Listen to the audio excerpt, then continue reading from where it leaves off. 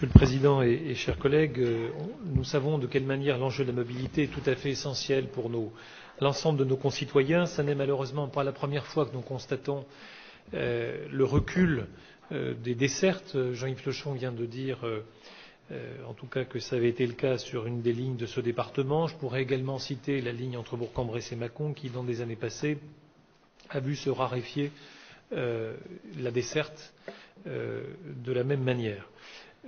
Moi, je crois qu'on ne peut pas tout à fait dissocier, en tout cas, ce risque, cette décision de la SNCF, même si j'ai compris qu'elle avait à voir avec des travaux, mais je pense qu'on ne peut pas tout à fait dissocier cette décision d'une réforme de la SNCF, dont on a pu entendre dire par ailleurs qu'elle aurait des répercussions sur les lignes les plus modestes.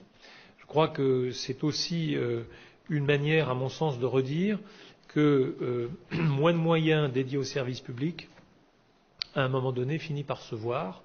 Et évidemment, dans un département tel que le nôtre, où il n'y a pas de véritable fonction de centralité, en tout cas de véritable métropole, elles sont à nos portes, il y a, on le voit, une nécessité pour tout un chacun de se déplacer en permanence.